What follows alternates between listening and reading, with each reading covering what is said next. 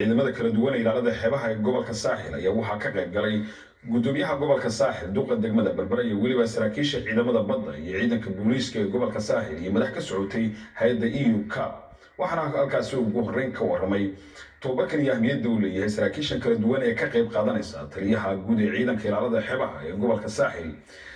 gaashaanle sare Haaruun Siciid Cali waxaana ka waramay tobabarkan iyo ahmiyadda uu leeyahay ciidan ahaan waxaa saaka aniga iyo sharafa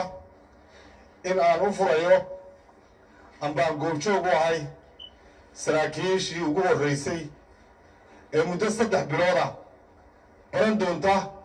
cilmi aad loogu baahan yahay oo ciidanka ilaalada xeebuhu ugu baahnaa kaasoo ah nuucyo kala duwan kulley waxaan odhanayaa ciidan qolada saraakiisha ee wax baranaysa mid baan odhanayaa Soomaalidu marka ay muddo yar wax barato way caajistaa waxaan waa wax inaga inaanfacaya waa waxaynu u baahannahay waa wax inaad wax ku qabataan la idinka sugayo ha caajisina idin odhan lahaa si wanaagsanna wax u barta kolley askar baa nahay wixii qaladaada ee lagu yimaada hanaga aamusina wax noo sheega haddaad noo xil qarisaan waxba baran mayno insha allah maanta waa 3 bilood laakiin inay sanadan qotaan ilaahay ka rajaynaynaa مسؤولين كسعودي جامعة علوم تبدأ بربرة ويجونا هالكاسي كهذي أي شيء إن كانوا قادن دونان توبركن وجامعة دكو قادن دونان مساكيشن كلا دوان عيدا كلا على ذحبها وهيجونا سيدو كلا هالكاسي كهذي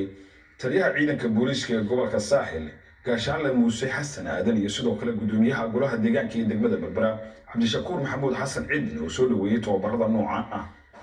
عيدا كبدة ساكيشن عيدا كبدة جوب تفردها الله فرية توبر هذا مهمة فيقف مركا أو بدك الشقين وين يشاء قلت هذا عيد كستوى صوت وقابسي هذا رجمان نقيا يجنا وحلا ياي كيف يديست هدي الله يلاحظه مركز تا وعيدا كا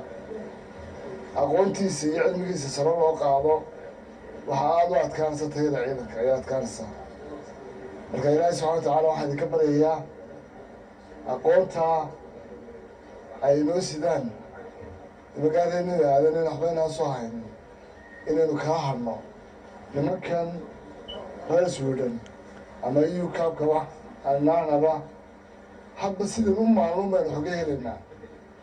كراف كنا وينينا وعن كدون إنه وين وحي روح وسينا كنا مرسلين gudoomiyaha gobolka saaxil Dr. Axmed Maxamed Xaashi oo isugu si rasmi ah u furay ayaa waxa uu ku hambaliyay ciidanka ilaalada xeebaha iyo waliba dadaalka ay sameeyeen macaan saraakiisha loo furayo tababarkan marka hore cilmi waa hayseen aqoontii badana waa la haydeen laakiin qaybo kamid ah oo cilmiga badda kamid ah ayaa si gaar ah idinku tababaraya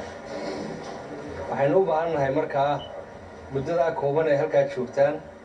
inaa waqtiga ka faa'iideysaan sida loogu talagalay iyo nidaamka loo dejiyana ee jaamacadda ay gacanta idinku hayso ay ugu talagashay in idinkuna u qaadaan Mukhtaar Cabdiraxmaan Maxamuud telefishinka qaranka Soomaaliya